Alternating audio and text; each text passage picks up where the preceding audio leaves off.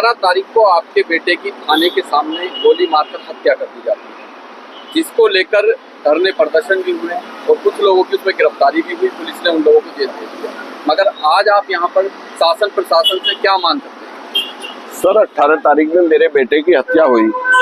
उस समय शासन ने, प्रशासन ने मुझे बहुत आश्वासन दिया, क्योंकि सर मेरी कसूर ना होने के बाद भी मेरे बेटे की हत्या कर दी गई। और इसमें शासन ने, प्रशासन ने मुझे बहुत आश्वासन दिया मेरे पुत्र वधू के लिए। इसके लिए कुछ ना कुछ संसाधन के, रोजगार के संसाधन जुटाए जाएंगे, ऐसा भी कुछ कहा। पोते के लिए, बच्चों को पढ़ाई के लिए ऐसे वादे किए, लेकिन अभी तक कोई वायदा पूरा ना कर पाए। केवल औपचारिकता ही पूरी करी है।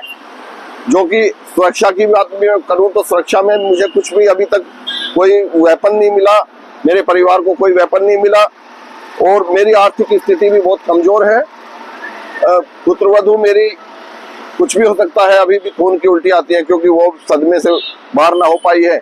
मेरे भी सीने में बहुत दर्द रहता है। मैं ये जिम्मेदारी बच्चों की जो मेरे ऊपर आकर पड़ी है, शायद मैं ना निभा पाऊंगा, क्योंकि मेरी इतनी आर्थिक स्थिति कमजोर है। हो सकता है ये गवर्नमेंट ने जो वायदे किए हैं ये मैं पूरा ना कर पाऊं, और मेरे पे जो पहाड़ टूटा हुआ है, हो सकता है मुझे अपने परिवार के साथ आत्मदाह करना पड़े। ये मैं आपके चैनल के माध्यम से सरकार को चेताने का काम भी करता हूं। तो ये कि आपके घर पे आए थे, आपकी जो मांगे थी उनको पूरा करने के लिए? मेरे घर पे कोई उच्च अधिकारी नहीं आए। अपने हर क्षेत्र से जो भी उन लोगों ने भेजा, और केवल कागज पूर्ति करने के लिए मैं लगा हुआ हूं। अब कोई भी आधार कार्ड भेजो साहब, कभी उसका मृत्यु प्रमाण पत्र लाओ जी, कभी जो है मूल निवास प्रमाण पत्र लाओ जी, कभी ये सारे कागज मेरे बेटे को कहाँ पता था कि भाई मेरी हत्या हो जाएगी। और ये कागज औपचारिकता के जितने भी कागज हैं वो दस्तावेज पूरे करके थोड़ी जाता। लेकिन मैं तो लगा हुआ हूँ उन कागज को पूर्ति करने के लिए। हर ऑफिस में, हर डिपार्टमेंट में उनको कागज को जुटाने के लिए लाइन लगा के वहाँ पे खड़ा होता हूँ, कागज जुटाने में लगा हुआ हूँ। तो ऐसी कंडीशन में आप बताइए कि मैं अपने बच्चों को रोजगार, जहाँ मेरे बेटा कीटनाशक दवाइयों की दुकान करता था, आज वो दुकान बंद पड़ी है। 2 रुपए की मजदूरी करने के लिए वहां पे जाऊं, बच्चों का पालन पोषण करने के लिए 2 रुपए की मजदूरी करके लाऊं, या ये कागज पूर्ति में लगा रहूं।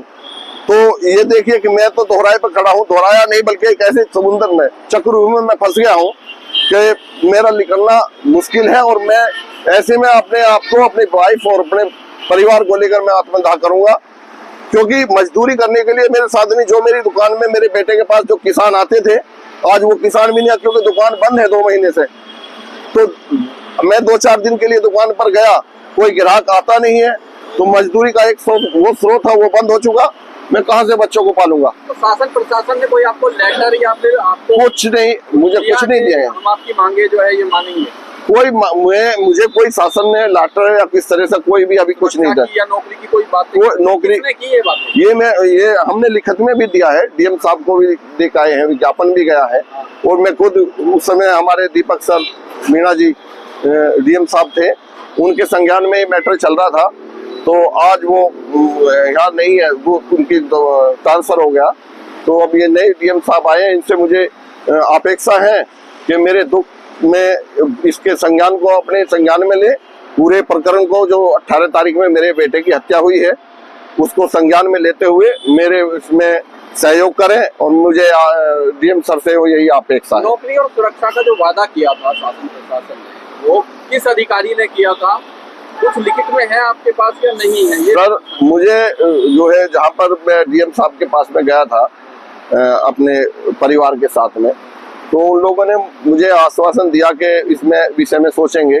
और अपने जो उनके नीचे के काम करने वाले लोग हैं उनको आदेश भी दिया कि भाई इनको देखो, मैंने केनरा बैंक के लिए कहा कि केनरा बैंक में हो या दूसरे कोई डिपार्टमेंट में, छोटे उसकी योग्यता के अनुसार, मेरी पुत्र वधू की योग्यता के अनुसार उनको कहीं छोटी मोटी नौकरी मिल जाए, ताकि उसका दिमाग डाइवर्ट हो जाए और अपने बच्चों की जिम्मेदारी ले।